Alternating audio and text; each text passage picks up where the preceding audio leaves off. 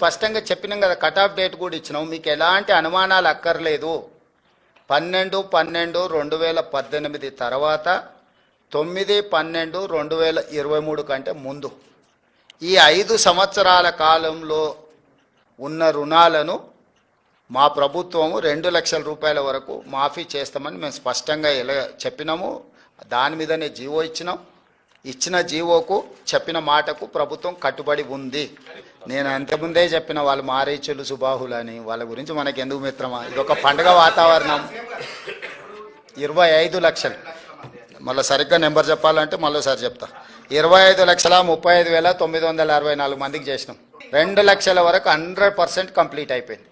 2 లక్షల రూపాయల వరకు బ్యాంకుల్లో 12/12/2018 నుంచి 9/12/2023 మధ్యకాలంలో 2 లక్షల రూపాయల రుణమాఫీ తీసుకున్న వాళ్ళు సంపూర్ణంగా పూర్తి అయిపోయినరు.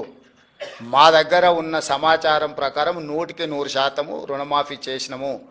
ఏదైనా బ్యాంకు ఒకటి అరా ఎక్కడైనా ఎవరిదైనా ఒకవేళ రాకపోతే, ఇంకేదైనా కారణం చేత ఎక్కడైనా ఏదన్నా కారణం చేత ఏదైనా ఒకటి అరా ఎక్కడైనా ఉంటే ఉండొచ్చు, అంటే హ్యూమన్ ఎర్రర్ ఉంటుంది. 100% అని చెప్పడానికంటే హ్యూమన్ ఎర్రర్ ఏదైనా ఉంటే ఉండొచ్చు. ఇంతవరకు నా దృష్టికి రాలే. ఏదైనా ఉన్నది ప్రభుత్వం దృష్టికి వస్తే ప్రభుత్వానికి బేసిజాలు లేవు. మొదట ఇచ్చిన 22,22,067 మంది తర్వాత ఈ 3,13,000 మంది వాళ్ళు సవరించుకొని వివరాలు తీసుకొస్తే ఎంబడే ప్రభుత్వం మళ్ళీ స్పందించి ఇచ్చింది. 15 ఆగస్టు రోజు వరకు బ్యాంకులు ఇచ్చిన సమాచారం మా దగ్గర అంతనే ఉంది, 2 లక్షలు. ఆ తర్వాత వివిధ సందర్భాలలో మీరైనా అధికారులైనా ఇంకొకరైనా లేకపోతే ఎవరికైతే రుణమాఫీ జరగలేదో వాళ్ళు ప్రభుత్వం దృష్టికి తెస్తే ప్రభుత్వం మిగతాయి కూడా నిన్న విడుదల చేసింది. సో మేము ఇచ్చిన మాటకు మేము 100% కట్టుబడి ఉన్నాము. లేదు ఇప్పుడు మాఫీ చేసిన దాంట్లో కార్డు లేనోళ్ళను కూడా తీసుకొనే ఇచ్చినాం. ఇప్పుడు ఈ రోజు ఇచ్చిన 3,13,897 మంది ఉన్నారు కదా, కార్డులు లేవనో లేకపోతే ఇతర కారణాల చేత ఏదైతే బ్యాంకర్సో లేకపోతే అధికారులు ఏదైనా వాయిదాలు పెట్టుకుంటూ వచ్చారో వాళ్ళందరూ కూడా పరిగణలోకి తీసుకొని ఇచ్చినాము. ఎలాంటి గందరగోళం లేదు. రేషన్ కార్డుకు కార్డు లేనంత మాత్రాన రుణమాఫీ జరగదు అనేది తప్పు. భూమి ఉండాలి, భూమి మీద అప్పు ఉండాలి, అప్పు ఈ సమయంలో ఉండాలి. ఇందులో ఉన్న వాళ్ళందరికీ జరిగింది. ఇప్పుడు 31,000 కోట్లకు ప్రాథమికంగా బ్యాంకర్సు మాకు అంచనాలు పంపించారు.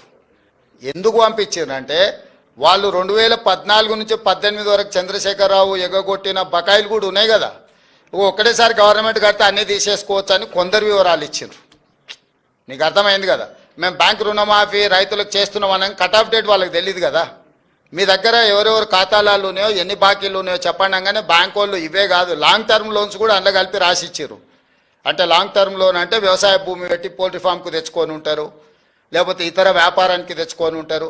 రకరకాల కారణాల చేత లాంగ్ టర్మ్ లోన్లు తెచ్చుకునేవి కూడా వాళ్ళ బ్యాంకులు ఉన్న అన్నిటినీ ప్రాథమిక అంచనాలు పంపించారు. తర్వాత మైన్యూట్ గైడ్ లైన్స్ ఇచ్చి ఈ ఫ్రేమ్లో ఉండి మీరు ఇచ్చే ఏవైతే వివరాలు ఉన్నాయో సంతకం పెట్టి ఇవ్వమని చెప్పినాం బ్యాంకర్స్కి.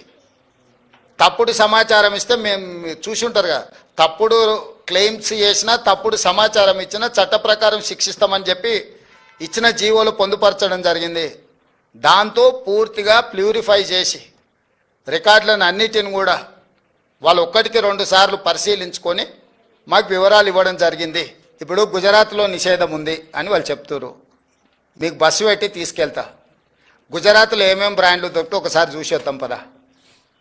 కిషన్ రెడ్డి గారికి తెలంగాణ రాష్ట్రంతో ఏం సంబంధమై మాట్లాడడానికి మొన్ననే చెప్పండి, నేను గుజరాత్ గులాంని అక్కడనే పోతున్నా అని. ఆయనకేం అర్హత ఉంది? వారికి ఒక్కటే నా సూచన, 2014, 2019, 2023 3 ఎన్నికలలో నరేంద్ర మోడీ గారు ఇచ్చిన హామీలు మేనిఫెస్టో కాపీలు తీసుకొని మా మంత్రులు వస్తారు. వాళ్ళ తరఫున ఎవరు వస్తారో 11 సంవత్సరాల మోడీ గారి హామీలు, 10 నెలల్లో మా హామీల మీద ప్రత్యేకంగా చర్చ పెట్టుకుందాం. మాకు ఎలాంటి ఇబ్బంది లేదు. అందుకే నేను మంత్రులను పంపిస్తా అన్నా.